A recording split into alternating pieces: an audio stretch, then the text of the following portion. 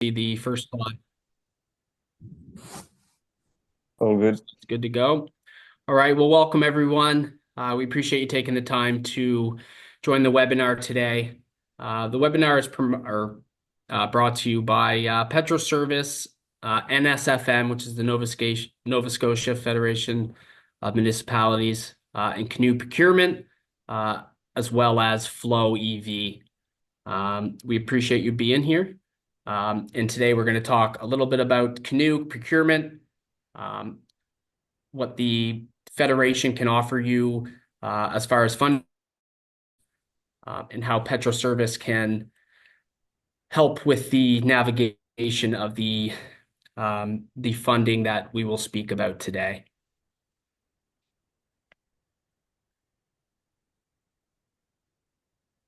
So quickly, just as an agenda goes, we will start with an introduction on Petro Service.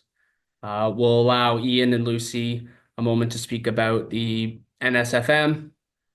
From there, Andy will speak to Canoe procurement and the benefits that Canoe has for municipalities. And then lastly, but certainly not least, Clement will speak about the Zero Emission Vehicle Infrastructure Program, which is a federal funding for EV chargers. So just as an introduction to us all who are on video here today, in the top left, we have Ian Morrison. He is with NSFM. We have Lucy McLeod, who is also with NSFM. Andy Saxby, who represents Canoe Procurement. Clement, who is with Flow. And then myself, who is with Petro Service Limited. Just as an introduction, if you're not familiar with Petro Service Limited, we are a service installation provider for really all mobility. I mean, certainly with the name Petro, you may wonder why we're speaking about EV today. But in a nutshell, when a lot of whether it be gasoline, whether it be EV related, a lot of these setups really end up being very similar in the sense that there's communication, there's sometimes they need to be troubleshot. There's payment terminals. And then really, when you get down to the nuts and bolts of it, a lot of the equipment really is the same as far as a service perspective goes than it is, like petroleum. We have remote technicians all over the Maritimes. In particular, in Nova Scotia, we have a lot down in central HRM, but all the way down to Yarmouth and Digby as well, which gives us the ability to strategically dispatch folks for service calls, installation, construction, really all of the above. As far as construction goes, we do have a team here, of engineers, project managers, and the ability that we have is to really take you kind of from start to finish through a project. So, understand what you're accomplish, quote out the materials, quote out what a project like that would cost, and that'll give you guys the ability to either, apply for this funding or to, fiscally plan for, the future where, you may want to take on one of these projects. As I mentioned before, we are mobility focused. A lot of our guys right now are working with municipalities, with retail fuel stations, truck stops, to service and upkeep this equipment currently. And we have a EV master service agreement with Flow in the Maritimes where, as these guys are out, we're servicing EV chargers just as much as we are servicing fuel pumps as well. And at the heart of Petro Service, we like to say it's all about keeping transportation and mobility moving, whether it be commercial, municipal, or retail. And now we'll take it over to Lucy and Ian. Okay, thanks, Connor, and good afternoon. So we just want to make a couple of comments about the Nova Scotia Federation of Municipalities, a little bit about the organization and why are we involved with this webinar and what's the purpose in us being involved in putting it on. So first of all, Nova Scotia Federation of Municipalities is an organization that's created by legislation. So there's an act in the Nova Scotia legislature from which our organization derives its authority. And as such, we're a not-for-profit organization and we're a member-based organization. Our membership is limited through legislation to only the municipalities in the province. And we're able to say that all 49 municipalities in the province are currently fee-paying members of the organization. Although we do operate within the broader municipal sector, our membership is limited to the actual municipalities. The key objects of the organization include collaboration, advocacy, and also education. And that generally contributes to and includes trying to create an environment in Nova Scotia in which municipal government is enhanced within the broader province. So in addition to programs like those I have mentioned, the organization also offers other programs that are designed to benefit not only the members, but beyond the membership as well. And that includes a health and benefits program, a commercial liability insurance program, a procurement program that we're talking about today, and fund navigation. So the good news is that you do not necessarily have to be a member of NSFM to take advantage of a lot of these programs. NSFM and Canoe Procurement Group are partners in a group purchasing program that's designed to simplify the way that municipal units can make purchases. And the program is open to any organization that operates in the broader municipal sector within the province and also within the broader MASH sector. So NSFM is the host of this program within the province, and use of this is encouraged. And Andy Saxby will talk a little bit more about that. NSFM is also offering a fund navigation program that's designed to increase awareness of the many funding opportunities that are available for the municipal sector to access. And my colleague Lucy McLeod will now discuss this. Thanks, Ian. I just wanted to pop on here and say hi to those that I haven't met yet. As you can tell, my name is Lucy, and I'm the fund navigator at NSFM. And in this role, I'm here for you guys, for municipalities, to discover and apply to application-based funding opportunities. So if you're looking to fund a project, whether that's EV and beyond, please don't hesitate to reach out to me or look on the municipal funding database. You'll have my email here, and a copy of this presentation will be sent to you. So really looking forward to hearing from you and always happy to help.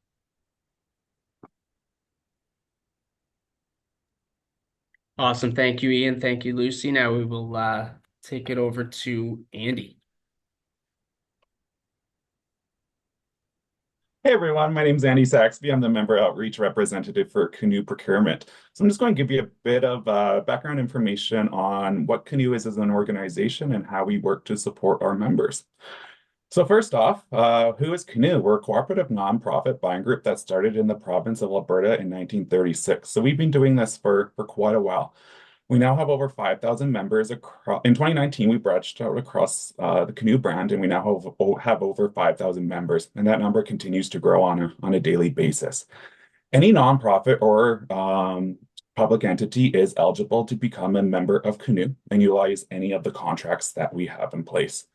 And lastly, we are Sourcewell's Canadian partner. Sourcewell is very similar to Canoe. They are a cooperative buying group located out of the United States. So as a Canoe member, you would have access to their contracts as well. So we partner with municipal associations across the country to serve our members. We work together to save our members time. There's also some cost savings by providing our programs to our members as well. So how does Canoe help? So we receive preferred pricing on behalf of our members, and we also save you some time. Especially with the supply chain issues that we've been seeing lately, getting that product faster with less amount of work put in has been extremely beneficial for our members. So how do we do this? We go to RFP on behalf of our members. So really it's just simplifying the way that you would make your purchases and getting what you need faster. We do have a legal team that reviews our procurement practices, so making sure that we're always staying up to date and aligning with the respected trade agreements in the respective territory. Benefits of our program. So we have a wide wide access to suppliers from anything from office supplies to EV chargers to construction equipment and anything in between, really. We have insurance programs, benefits programs, lots available to our members. It doesn't change anything about your local presence. So if you're working with any local suppliers, you can continue to do so. We know how important it is for you to have that local presence, and our program is structured to allow you to do so. And then we are here to support you. Oh, no. Right. No worries. We are here to support you. So as I mentioned, my title is the Member Outreach Representative. So I'm here to provide you with any information on the program. I can help connect you with suppliers, find you equipment, anything you need at all. I'm that first point of contact. And with Canoe, there's no membership fees, so no cost to you whatsoever to use the program. How do we keep our doors open? We would receive an admin fee from our suppliers. So anytime you were to make a purchase, we would receive an administration fee from that. We'll kind of pop on to the next one. So compliance. So as I mentioned, we do have a legal team that reviews our procurement practices. We run our procurement the same way your municipality would, and our contracts typically run for about 3 to 4 years. If you look onto our website, you'll see a contract end date, and we likely already have something ready to go for when that expires. So making sure that we're always keeping up to date. The only thing that we require for members is to fill out a membership form. This can be found on our website, but I will also send a follow-up email as well, and to post a notice of intention. This is just a piece that I would send as well. It's just a piece saying that you are a member of Canoe. You plan to use Canoe for one or more procurements. And once you've posted that, you would post that online wherever you would normally post your tenders. So Mercs, for example. Once you've posted that for a minimum of 2 weeks annually, you're good to use the program. Moving on. Okay, so lastly, with our program, I just really wanted to outline the value, and this slide really shows that. So as a member of Canoe, you'd be responsible for steps 1, 2, 10, and 11. So identifying your need, researching your option. Steps 3 through 9 aren't skipped. We have just done that on behalf of our members. Once you connect with the supplier, you'll issue your PO and receive your equipment. So like I said, just really, really simplifying the way that you would make your purchases going forward. And that is Canoe. Thank you, Andy. And if I were to add one thing on Canoe, is I was fortunate to attend the Canoe training with Ian actually, and one of the interesting things that I found was the I guess the adoption rate or the growth rate of Canoe. If you look through kind of American Sourcewell statistics and where the Canadian market is trending, there's a ton of room for growth, and it'll continue to significantly grow in the next few years. So thank you. All right, zero emission vehicle infrastructure program. That's me. You, Clement. Yeah, thanks a lot, Connor. Thanks everyone for joining this webinar. We're really happy to be able to introduce a bit of flow and what you can benefit from in terms of incentive program we can find currently at the federal level. Before going to flow and the program itself, just to remind a few figures here regarding the adoption of EVs. So as you may know, by 2035, the commitment from the government is to get 100% of EVs on the road. And I got other figures you can show, Connor, on the next slide regarding the adoption. The adoption is on the rise. So you can see that in 2023, more than 130,000 vehicles sold were EVs, and 53% annual growth, and still growing. And finally, in terms of models, we have more and more models available, more and more EVs, with another 41, which is quite a number, expected to arrive by 2025. So just to put in perspective where we are going currently with the EV adoption. So first of all, I would like to introduce myself and Flo. So just quickly about me. So I'm Clément, I'm the Business Development Manager at Flo, and I'm taking care of Quebec and the Maritimes and Atlantic provinces. So yeah, we can go to the next slide. So I would like to give a few figures about Flow, who we are, where we're going. It's all good.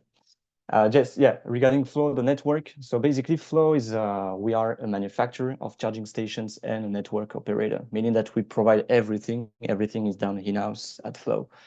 We have more than 15 years of experience. So we were founded in 2009 in Quebec City, and we deployed more than 100,000 chargers so far. You can see here a nice figure, which is called the uptime. So it's a percentage of time the charger is working properly. So at Flow, we've always have reached 98%, and that's in our DNA to always have this 98% so that we get the best experience for the EV driver. We can go to the next slide just to show quickly the network. So like I said, we are a network operator, and we are the first network in Canada. We are also present in the United States, but I will insist here on Canada. So basically, you can have access to the Flow network with the Flow app. You can see a screenshot here. But yeah, the network is based on almost 500,000 members, and you can see that we have activated like more than 1.5 million sessions of EV charging per month, so which is still growing. If we go to the next slide, just in terms of segments where we are, Flow, we've been working, like I said, for a couple of years now. We have a lot of experience. We've also worked with Canoe with a lot of contracts so far. But just to give you a picture of where we are, I won't go into the details, but here we work with cities and municipalities, of course, fleets, utilities, workplaces, and even for, I would say, family home.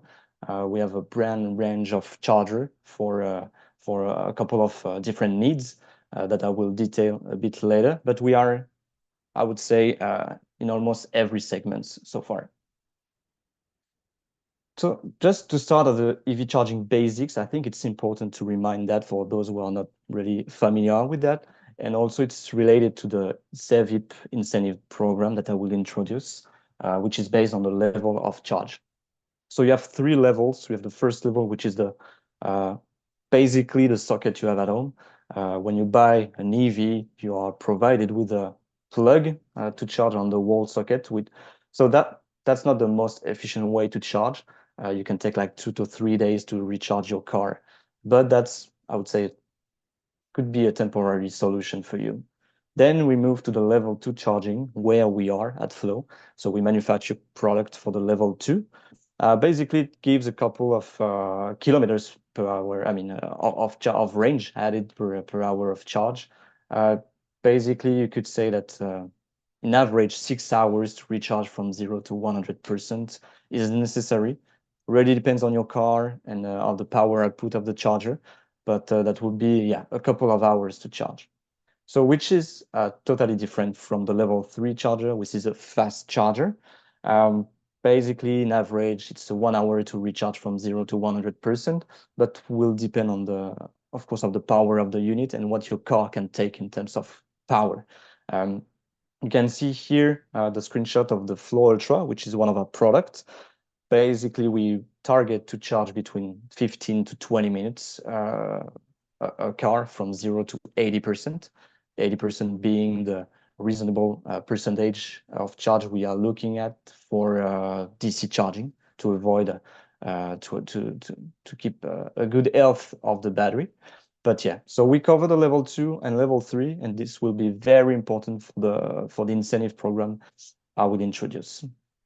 Can go to the next slide. Thanks. So what is ZEVIP? I think this is the most important slide, I would say, from my part here.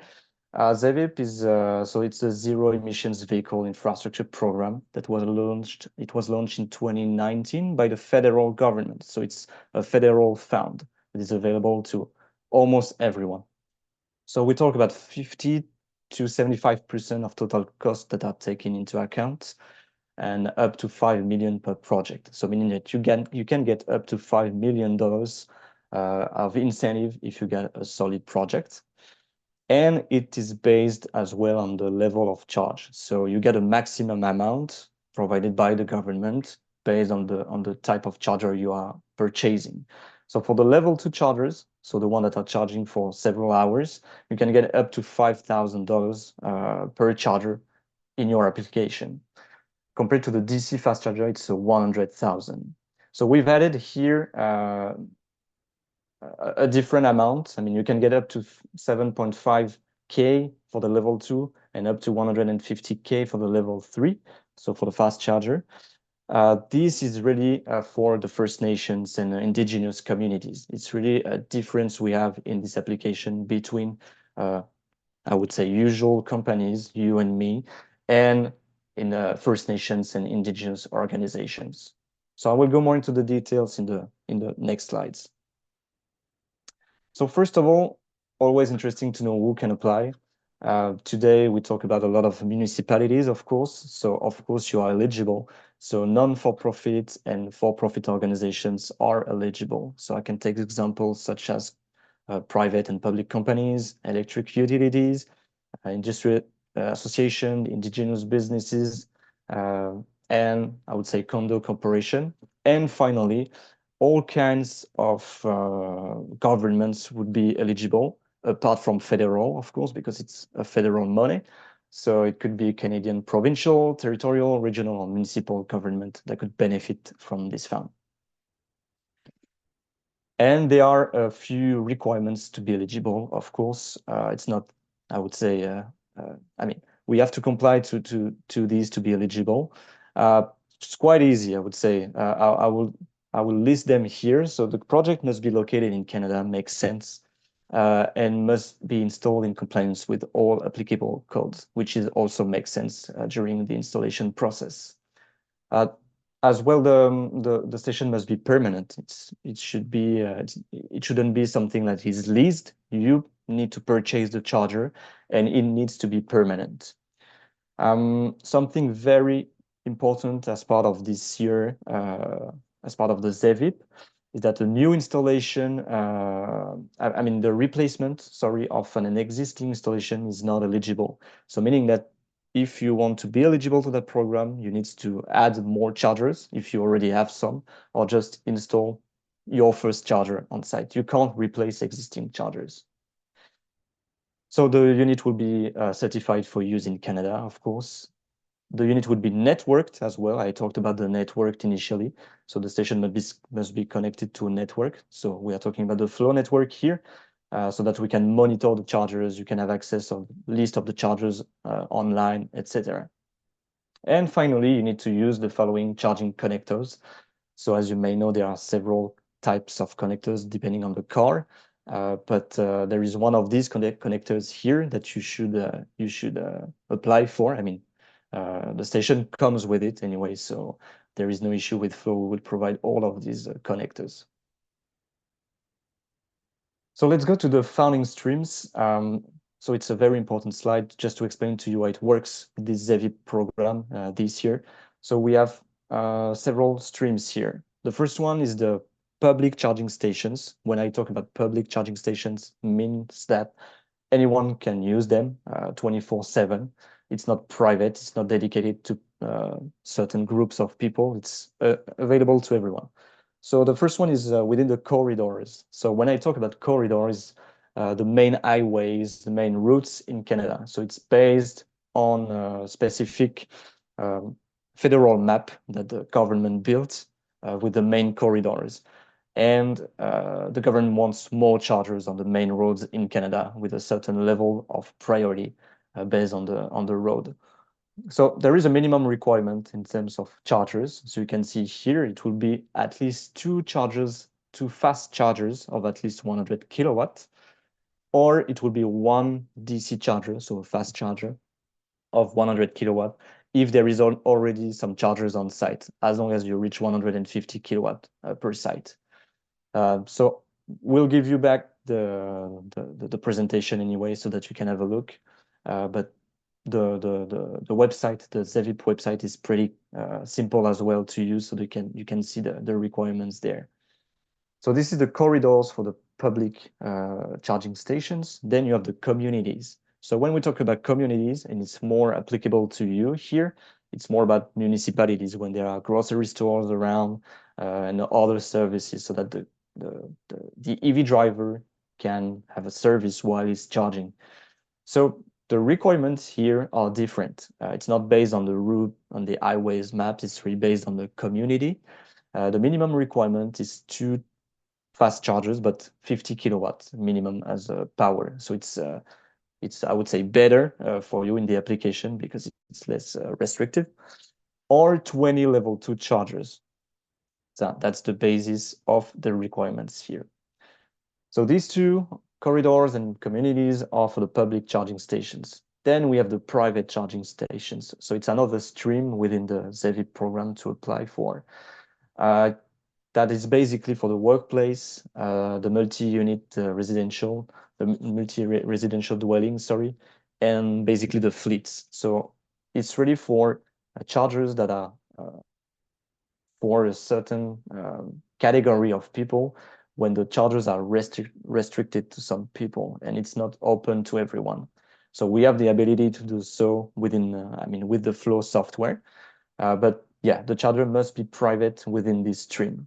So the requirements here are 2 chargers, 2 fast chargers of 50 kilowatts at least, or 20 level 2 chargers. So it's exactly the same requirements as the communities. And finally, I will go to the indigenous communities. It's not really another stream because the requirements are the same as the other ones, depending on the location, if it's public or private.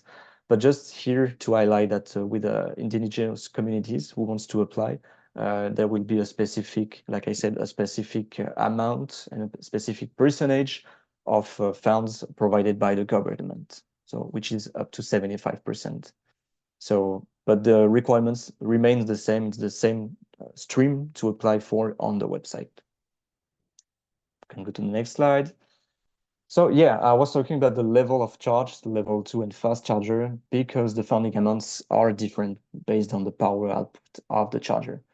So you can see here the list. I take one example. If you have a level 2 charger, which is within this range of power output, let's say a Core Plus at Flow, you can see it. You can see on the picture, it's a 7 kilowatt.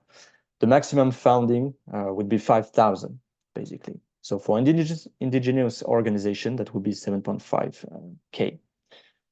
If I take the example of a DC fast charger, let's say you have a fast charger of 100 kilowatts, let's say the smart DC at Flow, you will get a maximum of $75,000 if you are a municipality, let's say. If you are an indigenous organization, you will get much more. So you will get $112,000 as a cap. So it really depends on the type of organization and the type of power output. Can go to the next slide. Yeah, so the application process is it's quite simple, I would say. So there is a website, the ZEVIP website, on which you can submit your application. There is a guide as well to explain to you how it works, a guide provided by the government. The deadline is very important. The deadline is in a month, so it's on 19th of September. So you still have time to apply and to get some quotes from installation from Canoe, for example, because we are working with a Petro service on the installation side. So we will be able to guide you through the process. Then NRCan, so the government will review the application, and we estimate the approval of the project will be given around January or February 2025. So you have to wait for this approval before starting the project. Otherwise, the expense won't be taken into account. Then there will be a negotiation period and a signature of the contribution agreements. And finally, the commissioning of the project. So we will install the project, the chargers, sorry. So you still have time. So 1 month to apply. And then once you get the approval from the government, you have 30 months to install the chargers. So it's quite enough. So you can just spread your investment throughout several fiscal years if you want to start later.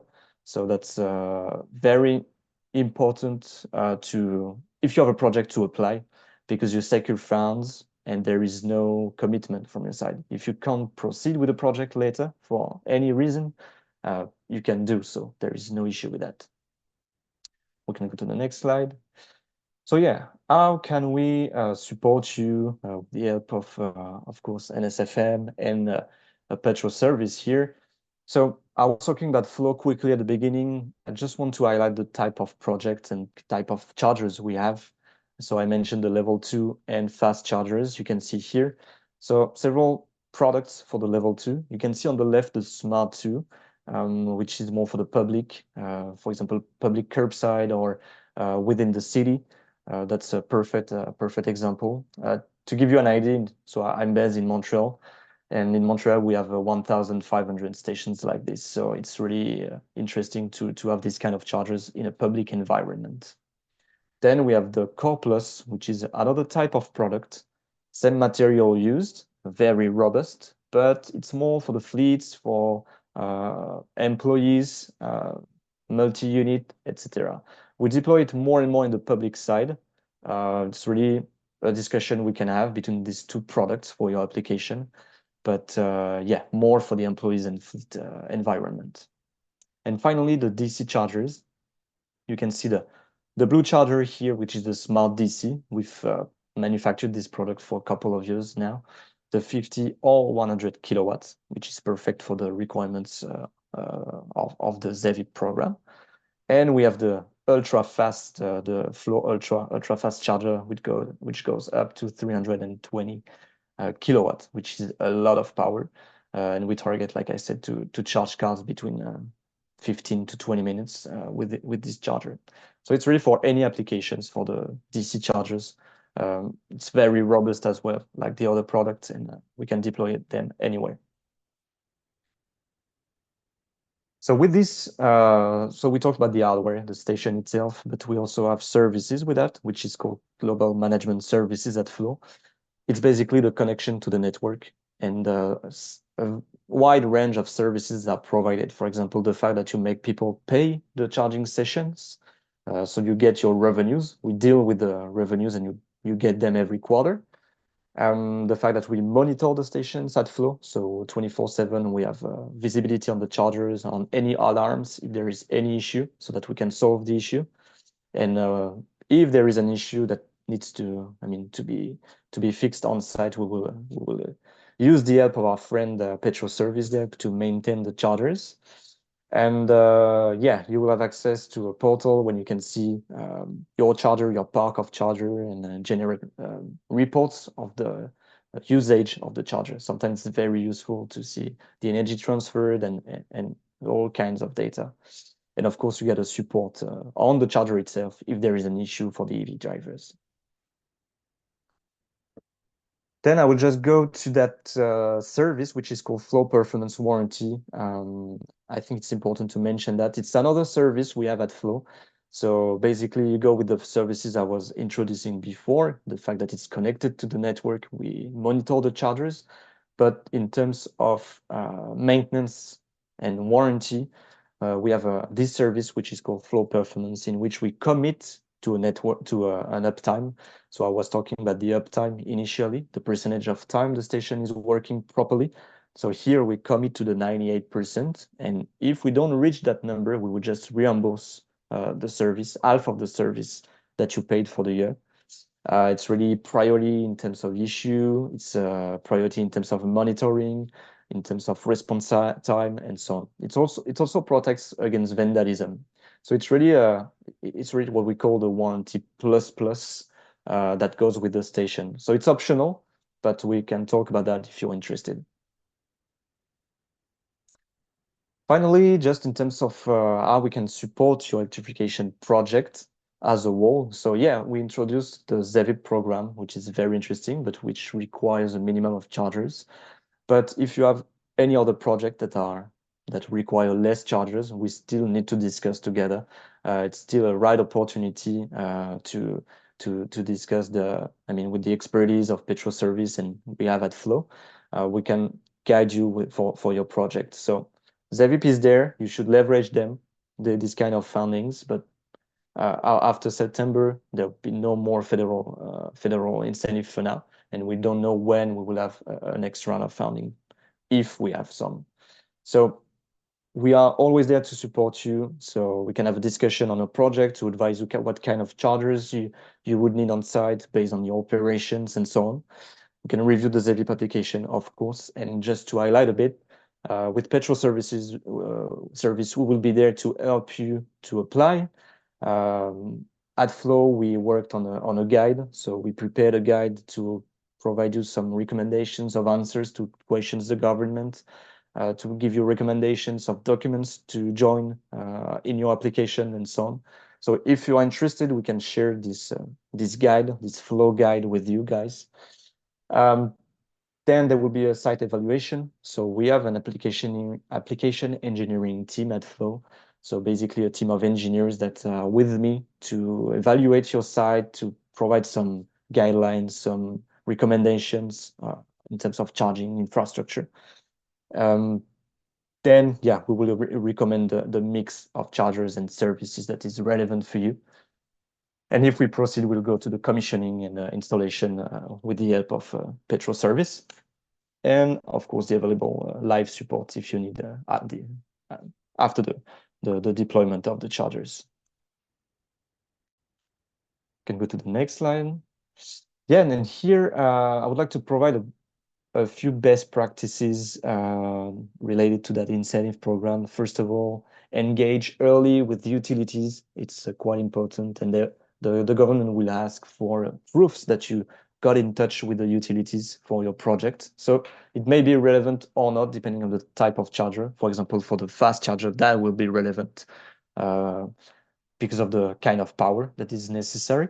But Petro Service can help you as well in this process when we will evaluate the site and we'll go further in the process. Obtain a proof of financing. So as I said, the government will provide 50% of the total of the project, but you need to prove that you have the 50% remaining. So just a letter of your CFO or something like that could work. Create a checklist of mandatory requirements based on the applicant guide. So yeah, this is something we can work out together. You have to prove the ownership of the site or the capacity to obtain access. So it's not necessary that it's not a requirement to be the owner of the site, but if you lend the site, there is a proof as well to show the government so that we can deploy chargers there. And finally, I would say review the online form ahead of submission. So we will be here to help you review your application and the answers you provided to the government so that we can maximize the chances to be selected. Because it's a very good program, but the government is not selecting all the project. You have to give a bit of flavor within the application so that the government will select your project. But as you know, a lot of projects were approved so far since 2019, since the launch of the program.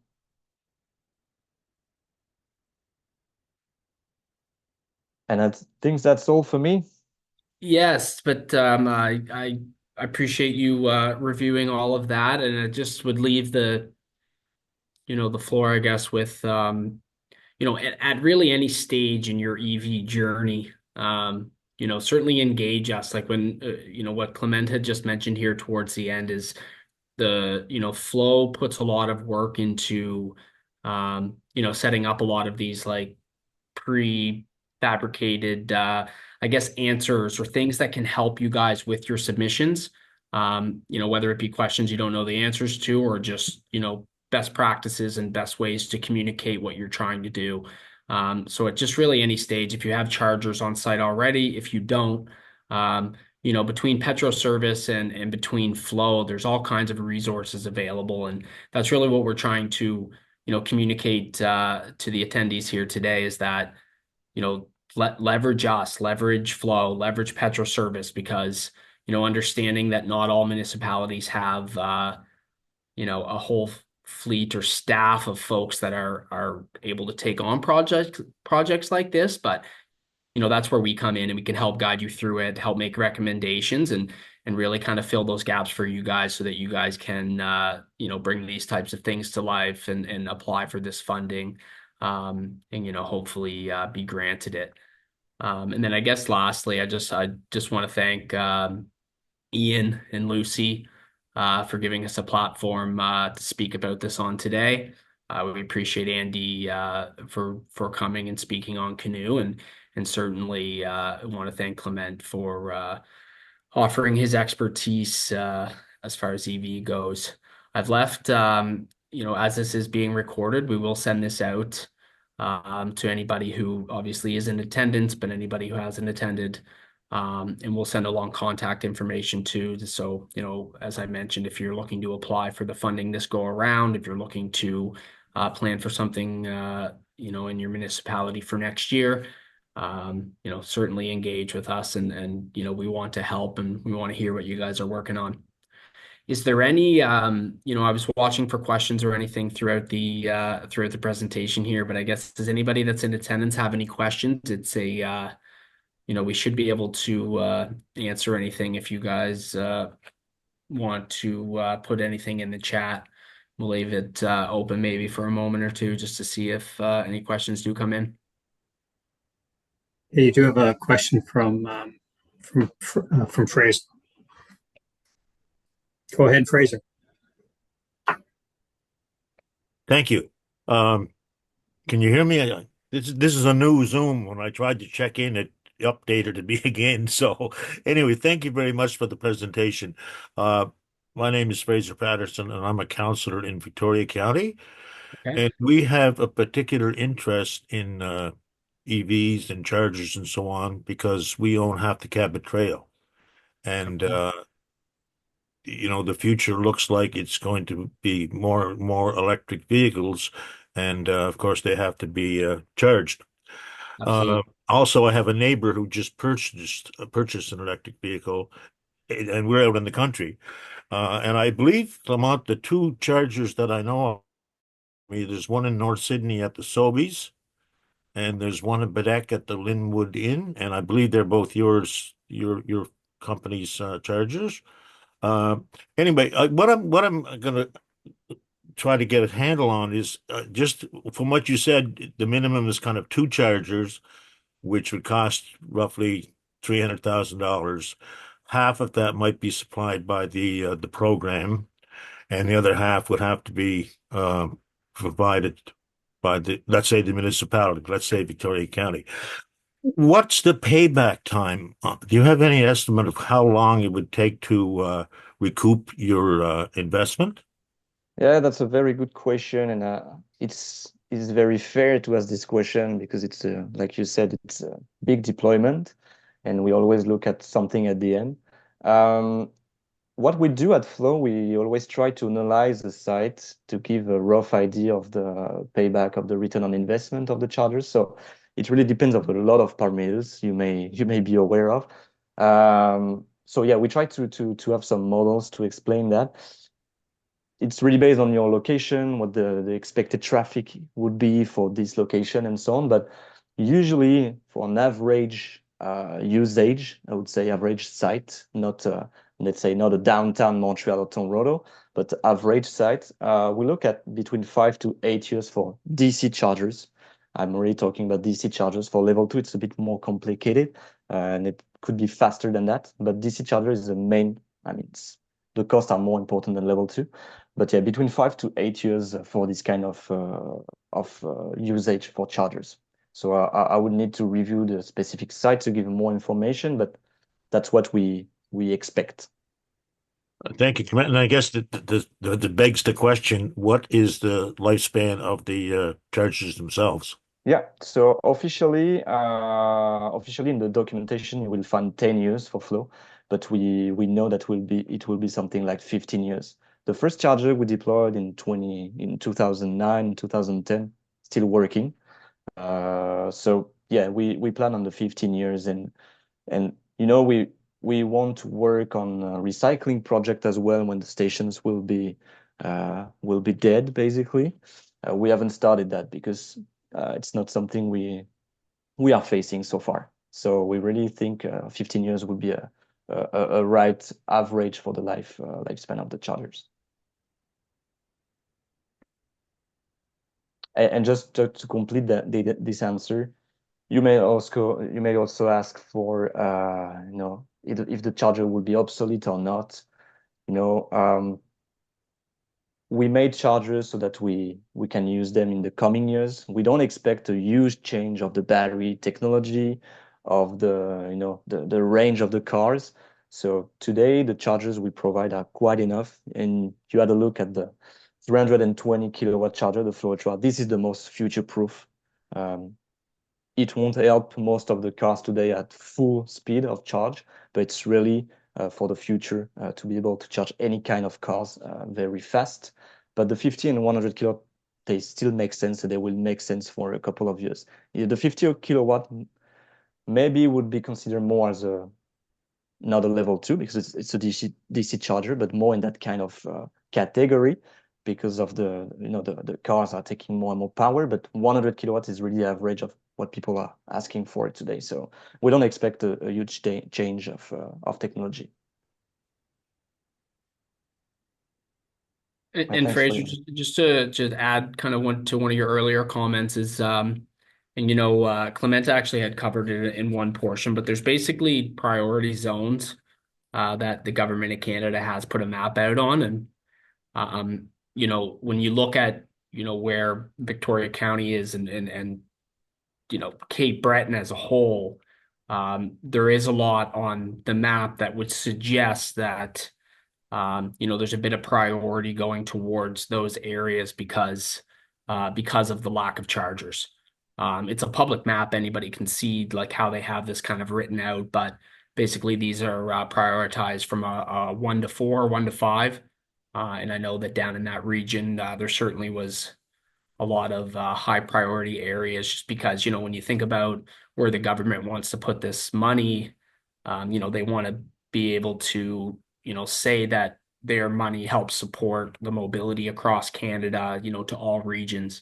And obviously, Cape Breton is very much, one of those regions that they would want to be able to support and know if you had an EV car that you can basically get anywhere. So. Yeah, and there's also something just to complete Connor. Nova Scotia will be priority for sure, one of the priorities, because there is something I didn't mention, is that it's quite important, and I didn't mention it, but there is a 25% additional incentive from the ZEVIP for DC chargers, so fast chargers deployed in Nova Scotia. So it's pretty new. It's the first time the government is putting such additional benefits. It's only for BC and Nova Scotia. So it's a 25% additional. It's capped to a maximum of 25K, but still, it could be useful for deployment to stack up. Those incentive. So yeah, there is a priority for Nova Scotia, definitely. Thank you. Was there any other questions, Fraser or anybody else on the call?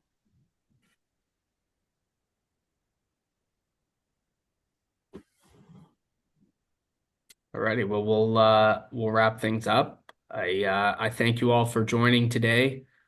We appreciate it very much, and certainly we'll follow up with a recording and some of the content that we had spoke to today.